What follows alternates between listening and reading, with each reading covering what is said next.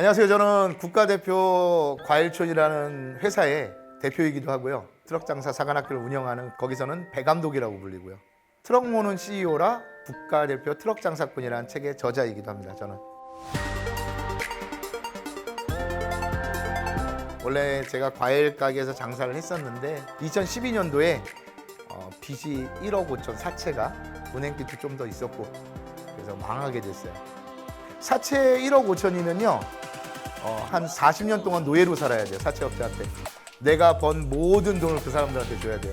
나만 벌어서 주는 게 아니라 내 와이프까지 번 돈을 한 달에 700만 원, 800만 원을 이자로만 내줘야 돼요. 노예죠, 노예. 그래서 이렇게 살면 안 되겠다 생각을 해가지고 장사를 한번 다시 시작해보죠. 밑바닥부터. 근데 가진 게 너무 없으니까 뭐 가게를 할 수 있는 것도 아니고 그러니까 트럭 한 대 남은 거 가지고 장사를 한번 다시 밑바닥부터 시작해보자 해서 트럭 장사를 시작했어요.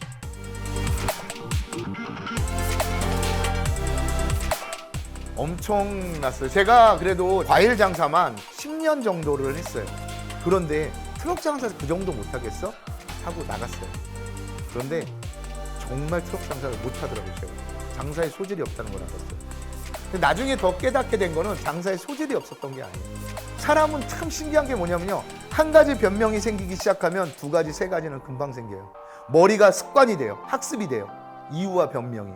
날이 더워서 안 되는 거고 길거리에서 안 팔리는 거고 단속이 많아서 안 되는 거고 주변 가게들이 뭐라고 그래서 안 되는 거고 트럭이니까 안 되는 거고 안 되는 이유는 만 가지도 나올 수 있어요. 하루에.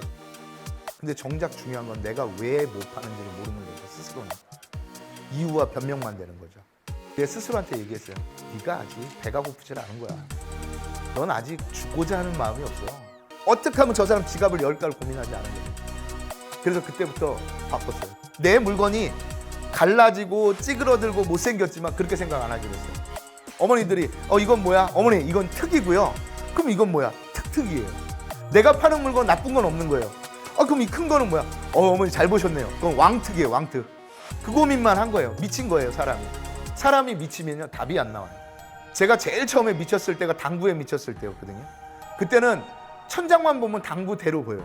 사람의 머리는 다 당구공으로 보여요. 장사를 하던 사업을 하던 뭐에 미치면요 그것밖에 안 떠올라요. 그때부터 바뀐 거예요. 생각이. 못 파는 물건은 없어요. 내 세상에. 그리고 못 파는 시간은 없어요. 내가 못 팔 뿐이죠.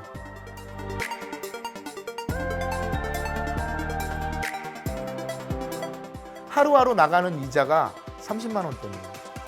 그리고 집에다가 생활비를 조금 갖다 줘야 될 거 아니에요. 우리 가족도 생활해야 되는데 첫 번째 목표는 그거였어요. 40만 원. 두 번째 목표는 빚 없는 세상에서 살고 싶었어요. 저는. 정말 제가 깨달은 거는 빚은 빚을 낳게 돼 있어요. 또 빚을 불러서 또 갚게 되더라고요. 그러다 보니까 빚만 커지는 거죠. 그래서 저는 빚 없는 세상에서 살고 싶었어요. 그 두 가지밖에 없었어요. 첫 목표는. 1년 반 만에 다 갚았어요. 저도 얼마를 갚았는지 몰랐어요. 근데 어느 날 은행 가서 통장을 딱 찍어보니까 잔액이라는 게 있어요. 제가 잔액이 있는 걸 몇 년 만에 봤어요. 잔액이 10,000원이 있는 거예요. 제 통장엔 잔액이 언제나 없어야 되거든요. 빚쟁이들이 그때그때 계속 뽑아가니까. 근데 잔액이 10,000원인 거예요. 그래서 알아보니까 사채를 다 갚았어요. 은행에서 통장을 잡고 제가 울었어요.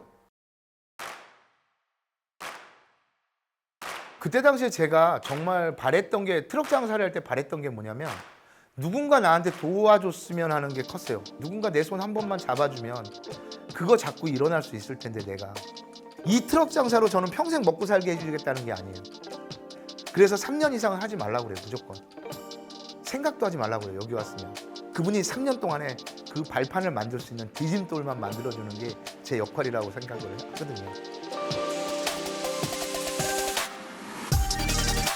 3년이면 어느 정도 자립할 수 있는 자본금도 만들 거라고 저는 판단을 했어요. 제가 해본 결과. 그래서 저는 3년 동안 하면서 일단 빚을 다 갚는 게 목적이에요. 여기 오신 모든 분들이 대부분 다 공통적인 특징이 빚을 갖고 있으세요. 그 빚을 갚자 이거예요. 3년 안에. 빚은 또 다른 빚을 낳는 구조를 만들기 때문에 그걸 끊어내자 이거예요. 이분들하고 같이 3년 동안 있으면서 하는 일은 그거예요. 돈을 벌게도 해주지만 더 중요한 거는 생각의 습관을 바꾸자는 거예요. 그리고 또 하나 중요한 거. 사람 관리 좀 하자. 좋은 인맥을 만나자는 게 아니에요. 인간관계는 끊을 사람은 끊자는 얘기예요. 주변 정리 좀 하라는 얘기예요. 제가 망하고 나서 느꼈던 게 하나 뭐냐면요. 망하고 나니까 인맥 관리, 사람 관리가 자동으로 되더라고요. 그리고 또 하나, 시간 관리하는 루틴을 만들자는 거예요. 습관을. 왜 자꾸 루틴을 하냐면요. 사람은요, 강제적으로 뭘 시키는 가장 좋은 방법은 그 사람이 습관을 들이게 하는 거예요. 그래서 시간 관리, 사람 관리, 그 다음에 돈 관리도 저희가 철저히 해줘요.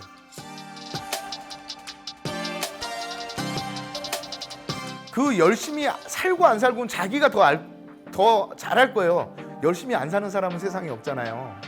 그런데 그 정도로는 안 된다는 거예요.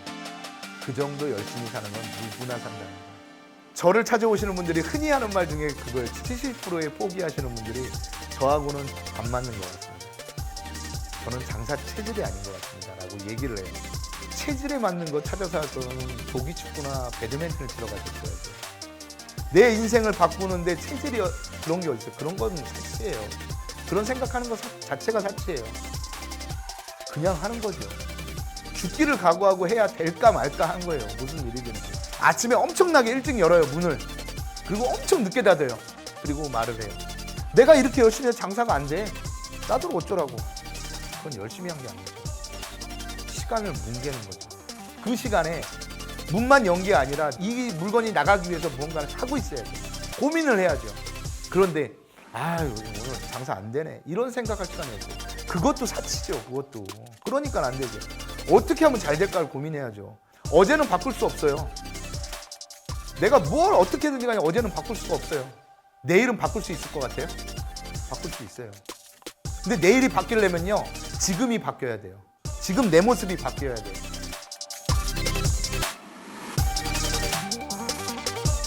제가 망했을 때 저는 굉장히 심각했어요, 상태가. 가족들, 저희 딸들과 아내와 제가 살 수 있는 방 한 칸이 없었어요. 노숙자가 될 수 있었어요. 그리고 어렵게 구한 방은 자고 있으면 제 둘째 딸 머리로 바퀴벌레가 뛰어다니고 머리를 들면 바퀴벌레가 나요. 근데 가난하게 태어난 건 나의 잘못이 아니에요. 근데 가난을 물려주고 가난하게 죽고 그건 내 잘못이거든요.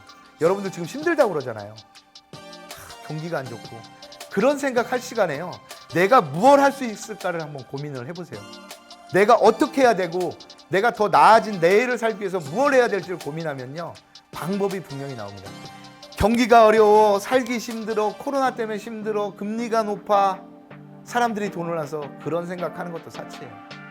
정말 절실하다면 해보세요. 이렇게. 생각만 하지 말고 해보세요. 1000번에서 한 번 되면 그게 되는 거예요. 성공하는 거예요. 사람들이 성공과 실패만 있다고 그러는데 성공과 실패만 있는 게 아니에요. 성공과 실패 중에 실패는 과정이에요.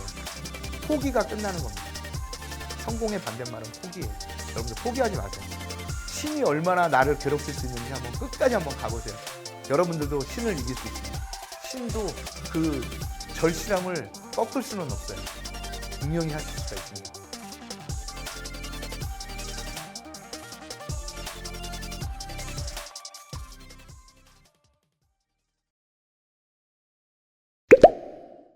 세상을 파인드하다. 파인드 클래스.